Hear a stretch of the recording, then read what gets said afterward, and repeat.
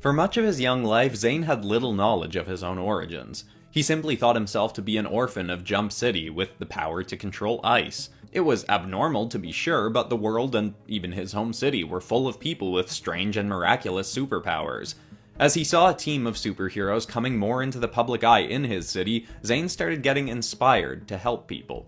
The Teen Titans were taking down some of the toughest villains in the city, but they couldn't be everywhere at once.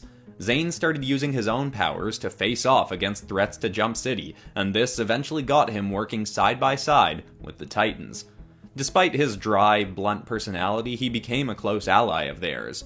Though they'd all soon discover that Zane had a secret even he was unaware of. The truth was revealed after a battle against the Hive, in which the tech villain Gizmo had created swarms of flying robots to take down the Titans.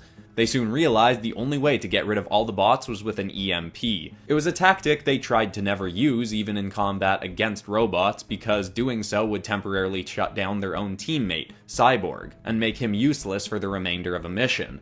But in this case, they felt they had no choice. They set it off, Gizmo's bots were all shut down, as was Cyborg, but, to the whole group's shock, so was Zane. When he came to, the rest of the Titans were standing around him in shock. He was back in the Titan's tower, laid back on a table. As he raised his hand to pull himself up, he saw that his arm was metal. He looked across the rest of his body and quickly saw that his entire body was metal. It turned out his human appearance was the result of a cloaking function built into his mechanics. You see, Zane was an android. It was a horrifying thing to learn, but with Cyborg's help opening him up and going through his old blocked memory banks, they eventually discovered the whole truth of Zane's origins. Zane had been the creation of the same man who'd made the hero known as Red Tornado. Professor Thomas Oscar Morrow may not be one of the world's foremost villains, but there were plenty of writings and reports of his past antics. Despite being born in the 1930s, Morrow had access to vast knowledge of future technology due to a device he'd built that allowed him to see 100 years into the future. This greatly aided him in his creations, and he'd built Zane after seeing the future technologies of cryogenesis turned supervillain Victor Freeze.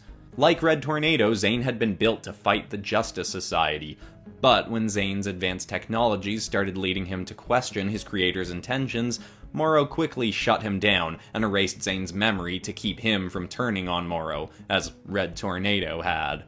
Zane stayed in a storage unit in Jump City for decades, until a power surge had awoken him. Without any memory of how he'd come to be, his mind simply justified his location as a result of him looking for a place to sleep, as a homeless orphan, and from there he'd started life anew, thinking himself to be human. It was a traumatic thing to realize that he was far from human, but didn't change anything in the eyes of his teammates. They already had a half-robotic teammate in Cyborg, so none of them were uneased by having a full android ally. They all knew Zane had proven himself to be a hero enough times to be worthy of their trust. And so, he remained a close ally, working against his initial programming to be a protector to Jump City and the world.